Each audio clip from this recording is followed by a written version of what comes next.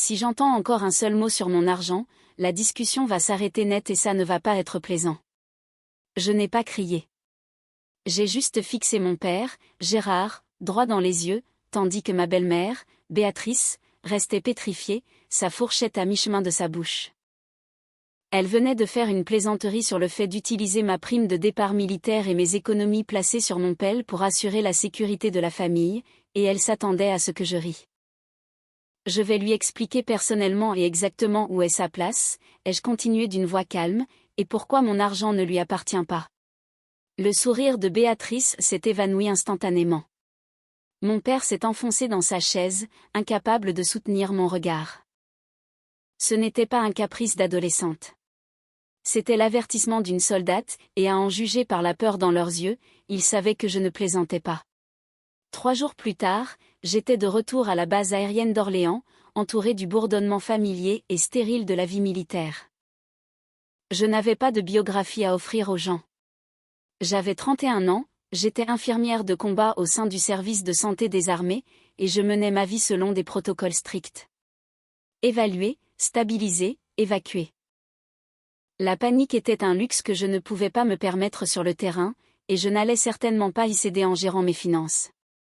J'étais assise sur le bord de mon lit de camp, ordinateur ouvert, effectuant mon audit hebdomadaire. La plupart des gens consultent Instagram ou Facebook au réveil. Moi, je vérifiais mes relevés bancaires et mes alertes de crédit. C'était une habitude née de la méfiance, un mécanisme de survie affûté par des années de vie dans une maison où l'intimité était une suggestion, pas un droit. Tout semblait normal jusqu'à ce que je descende tout en bas de la liste des demandes récentes. Une ligne m'a coupé le souffle. Un organisme de crédit en ligne, du genre qui pratique des taux usuraires et ne pose pas trop de questions, avait effectué une vérification de solvabilité sur mon nom 48 heures auparavant. Je n'ai pas hurlé. Je n'ai pas balancé l'ordinateur à travers la chambre. J'ai pris mon téléphone et j'ai composé le numéro de mon père. Gérard, ai-je dit quand il a décroché, sautant les formules de politesse. Pourquoi un prêteur à haut risque consulte-t-il mon dossier? Chloé, a-t-il bégayé, la voix lourde de cette fatigue nerveuse spécifique qu'il affichait toujours en présence de Béatrice. Ce n'est rien, c'est juste Béatrice qui regardait des options d'investissement. Elle a probablement cliqué sur le mauvais bouton en ligne. Tu sais comment elle est avec l'informatique. Il mentait. Je le sentais à l'intonation de sa voix, à la façon dont il précipitait ses explications. Béatrice n'était pas nulle en informatique. Elle était calculatrice, et elle ne regardait pas des options. On ne demande pas par accident un crédit à la consommation de ce type. J'ai raccroché avant qu'il ne s'enfonce dans d'autres excuses. Je n'avais pas besoin de ses aveux. J'avais déjà le mobile. Le souvenir m'a alors frappé, vif et amer. J'avais 17 ans, j'étais assise au comptoir de la cuisine en train de faire mes devoirs de terminale pendant que Béatrice payait les factures. Elle n'avait pas crié. Elle était restée calme, presque clinique, en tapant sur sa calculatrice. L'électricité a augmenté, avait-elle dit sans me regarder. L'eau a augmenté. Les courses coûtent une fortune. Elle m'avait alors regardé, ses yeux me balayant comme si j'étais un appareil électroménager qui consommait trop de courant. As-tu la moindre idée de ce que ça coûte de maintenir un autre être humain en vie, Chloé? L'espace que tu occupes, le chauffage que tu utilises, le bruit. Elle avait un registre. Je l'ai vu une fois. Un vrai cahier où elle notait le coût de mon existence. Chaque repas, chaque sortie scolaire, chaque paire de baskets que mon père m'achetait. Elle tenait une comptabilité de mon enfance, considérant chaque euro dépensé pour moi non pas comme un devoir parental, mais comme un prêt qu'elle comptait bien recouvrer. C'était ça, la clé. Béatrice ne pensait pas me voler 45 000 euros. Dans sa logique tordue et arrogante, elle pensait simplement récupérer une d'eux. Elle pensait que je lui devais le remboursement de ma survie. J'ai regardé à nouveau l'écran, la demande du prêteur. Ce n'était pas seulement de l'avidité. C'était une facture. Elle venait encaisser et elle utilisait mon père comme coursier. J'ai refermé l'ordinateur. La colère dans ma poitrine était froide, lourde et utile. Je n'allais pas l'appeler.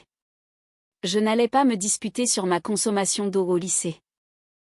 J'allais découvrir exactement jusqu'où elle avait creusé ce trou, puis j'allais l'y enterrer. Je n'ai pas appelé le prêteur. Je n'ai pas perdu de temps à attendre au téléphone avec une musique d'ascenseur. Je suis allé directement sur leur portail web. Le site était léché, agressif, le genre d'interface conçue pour vous faire signer votre vie en 3 clics. J'ai tapé ma propre adresse email. Le système l'a reconnue immédiatement, me demandant un mot de passe que je n'avais jamais créé. Béatrice avait été méticuleuse, mais elle avait aussi été arrogante. Elle avait utilisé ma vraie adresse mail pour que la demande paraisse légitime, supposant que je ne vérifierais jamais, ou peut-être pensant qu'elle pourrait supprimer les notifications avant que je ne les voie. Mais elle avait commis une erreur critique. Elle ne pouvait pas changer la méthode de récupération sans mon téléphone. J'ai cliqué sur mot de passe oublié. 3 secondes plus tard, mon téléphone a vibré. J'ai entré le code, réinitialisé l'accès, et les portes numériques se sont ouvertes. J'y étais. Le tableau de bord était un témoignage horrifiant de sa cupidité.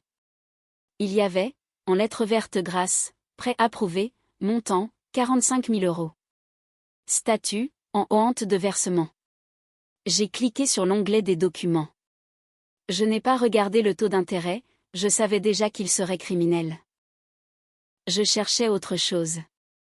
Dans chaque transaction numérique, il y a un fantôme dans la machine, un journal de métadonnées qui suit exactement où et quand une signature a été apposée. C'est ce qu'on appelle une piste d'audit, et la plupart des amateurs ignorent son existence. J'ai ouvert le certificat de conformité. C'était un journal détaillé de chaque interaction avec le document. J'ai fait défiler jusqu'à la ligne de signature signée par Chloé, affirmait-il, mais juste à côté de l'horodatage se trouvait la preuve irréfutable, l'adresse IP. Je n'avais pas besoin de lancer de recherche. J'ai reconnu la suite de chiffres immédiatement. C'était la même adresse IP statique que j'avais configurée pour mon père 3 ans auparavant pour l'aider à gérer sa box internet et ses objets connectés. L'horodatage indiquait le 14 octobre à 14h15.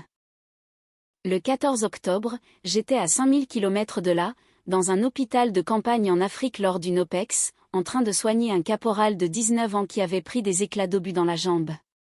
Je n'étais pas en train de signer des documents de prêt dans la cuisine de mon père. J'étais en train de frotter du sang sous mes ongles. Béatrice n'avait pas seulement imité une signature. Elle avait laissé une empreinte numérique qui la plaçait sur la scène du crime. Je ne ressentais plus la piqûre de la trahison.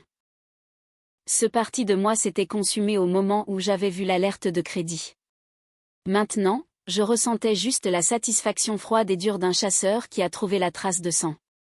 J'ai téléchargé le PDF. J'ai pris des captures d'écran du tableau de bord. J'ai exporté les journaux IP. Puis j'ai rechangé le mot de passe, bloquant Béatrice hors du compte qu'elle avait créé à mon nom. Elle ne comprendrait pas pourquoi elle ne pouvait plus se connecter. Elle croirait à un bug. J'ai créé un nouveau dossier sur mon bureau. Je ne l'ai pas nommé famille ou Béatrice. Je l'ai nommé preuve. J'ai fait glisser les fichiers dans le dossier. Le clic de la souris a résonné fort dans le calme de la caserne. C'était le bruit d'une arme que l'on déverrouille. 2 jours plus tard, mon téléphone s'est éclairé avec le nom de Béatrice. J'ai laissé sonner 1 fois, 2 fois, juste assez longtemps pour me préparer, puis j'ai décroché. « Chloé, ma chérie », a-t-elle dit, sa voix suintant une douceur qui me donnait mal aux dents. « Je suis si contente de te joindre. Écoute, ton père et moi avons une excellente nouvelle. Nous avons trouvé l'endroit parfait.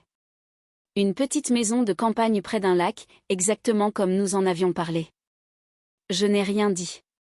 J'ai juste écouté le grésillement de la ligne, la laissant combler le silence. « C'est une affaire en or », a-t-elle continué, se précipitant un peu. Mais les vendeurs sont pressés. Nous devons conclure ce semaine. Il y a juste un tout petit contretemps. Le notaire a besoin d'une signature secondaire sur des formulaires de décharge. Juste une formalité, vraiment. Quelque chose pour clarifier ton ancien prêt étudiant afin que cela n'affecte pas notre taux d'endettement pour le prêt principal. C'était un mensonge si grossier que c'en était presque insultant. Je n'avais pas de prêt étudiant, l'armée avait financé ma formation. Et il n'existe rien de tel qu'un formulaire de décharge nécessitant une cérémonie de signature pour un achat qui ne me concernait pas. Une décharge, ai-je répété d'une voix neutre. Exactement, a-t-elle dit, confiante maintenant que je n'avais pas raccroché. Nous avons trouvé un moyen d'effacer ce demande de prêt accidentel de ton dossier, mais tu dois venir à la signature chez le notaire pour signer un acte de renonciation.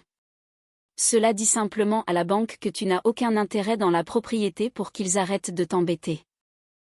Elle se pensait brillante. Elle utilisait la demande de crédit qu'elle avait elle-même générée comme appât. Elle me disait qu'elle réglait un problème qu'elle avait créé tout en moirant pour signer l'acte de vente finale qui lirait l'apport frauduleux de 45 000 € à une hypothèque sur 25 ans. Si je signais cet acte, je ne renonçais à rien. J'acceptais la responsabilité du prêt. C'est quand, le rendez-vous chez le notaire ? Ai-je demandé. Jeudi à 14 h, a-t-elle répondu. Chez Maître Lefebvre, en centre-ville. Tu pourras être là, n'est-ce pas ? Pour ton père. Il est tellement stressé à l'idée que ça tombe à l'eau. J'ai regardé le dossier sur mon bureau. Les preuves étaient là. J'aurais pu lui envoyer par mail à cet instant précis. J'aurais pu appeler la gendarmerie, mais cela aurait été brouillon. Cela aurait été considéré comme un simple conflit familial. Elle aurait prétendu que c'était un malentendu, qu'elle avait mon accord verbal, que j'étais juste une belle fille en colère et confuse. J'avais besoin qu'elle s'engage. J'avais besoin qu'elle s'assoie dans une pièce devant un officier public et qu'elle mente officiellement. Je serai là, ai-je dit. Merveilleux. S'est-elle exclamée. Oh Chloé, tu nous sauves la vie. On se voit jeudi. Elle a raccroché, pensant qu'elle venait de garantir sa maison de retraite. Elle ne savait pas qu'elle venait de signer son acte d'accusation. Je suis restée assise un moment, écoutant le silence de la base. Mon père n'avait pas dit un mot pendant l'appel. Il était probablement assis juste à côté d'elle, hochant la tête, regardant ses chaussures. Il savait. Il devait savoir. Et il la laissait me mener à l'abat parce que c'était plus facile que de l'affronter. Ce réalisation n'a pas fait aussi mal que je l'aurais cru. Elle a juste fini de pétrifier la dernière partie tendre en moi. J'ai ouvert mon ordinateur et j'ai pris mes billets de train. Je ne rentrais pas pour une visite. Je ne rentrais pas pour discuter.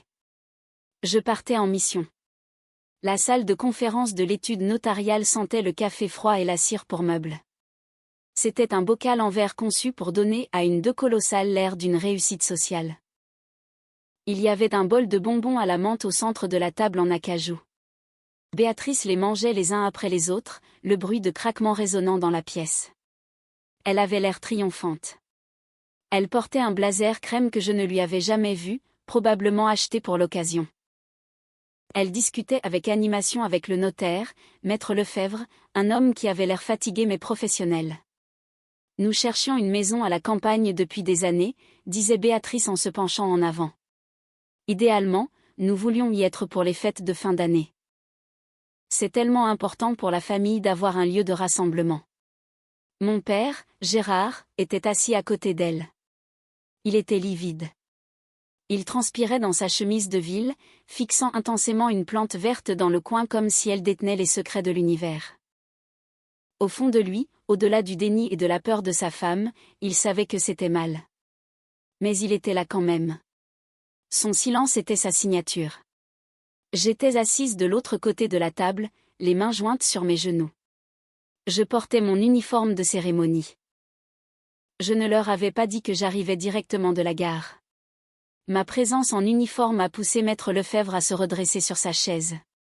Cela a rendu Béatrice nerveuse, en revanche. Elle a essayé de le cacher avec un sourire crispé. « Si contente que tu aies pu venir, Chloé », a-t-elle dit d'une voix un peu trop aiguë. « Je sais à quel point tu es occupée. »« Je n'aurais manqué ça pour rien au monde », ai-je répondu. Maître Lefebvre s'est raclé la gorge et a tapoté la pile de documents devant lui. « Très bien, commençons. » C'est une signature classique, mais comme plusieurs parties sont impliquées dans l'acte et la renonciation, nous devons procéder par ordre. Il a fait glisser un document épais vers Béatrice. Voici l'offre de prêt finalisée. Je dois vous demander de vérifier les informations une dernière fois, particulièrement les déclarations sur l'origine des fonds.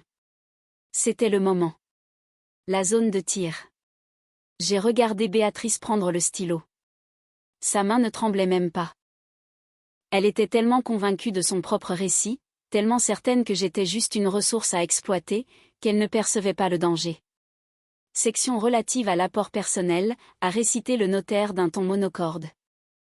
Vous certifiez que les 45 000 € actuellement sous séquestre proviennent de vos économies personnelles et ne sont pas issus d'un emprunt tiers. Est-ce exact? La pièce a semblé basculer. Le temps s'est ralenti. J'ai regardé le stylo planer au-dessus du papier. Dans ce fraction de seconde, j'ai ressenti une poussée de mon vieil instinct. L'envie d'intervenir, de sauver mon père des conséquences, d'arrêter Béatrice avant qu'elle ne gâche tout. Il aurait été si facile de dire stop. Mais si je l'arrêtais maintenant, ce n'était qu'une dispute familiale. C'était une belle fille qui se querellait avec sa belle-mère. C'était du théâtre. Elle pleurerait. Elle prétendrait être confuse. Elle manipulerait mon père pour lui faire croire que c'est moi qui étais difficile. J'avais besoin que l'encre sèche. J'avais besoin qu'elle franchisse la ligne entre la parente avide et la criminelle. J'avais besoin que le mensonge soit acté, notarié et enregistré. C'était ça, la discipline. C'était la différence entre une escarmouche et une guerre. On ne tire pas quand l'ennemi approche. On tire quand il est à découvert. Oui, a dit Béatrice d'une voix claire. C'est exact. Elle a coché la case et a signé son nom. Le crissement du stylo sur le papier a sonné comme le verrouillage d'une porte de prison. Le notaire a passé le document à mon père. Il a hésité, sa main tremblant légèrement, mais Béatrice lui a donné un coup de genou sous la table. Il a signé. Maître Lefebvre a souri en ramassant les papiers. Parfait. Maintenant, Chloé, nous avons juste besoin de votre signature sur l'acte de renonciation et l'oestation de don manuel pour régulariser le titre.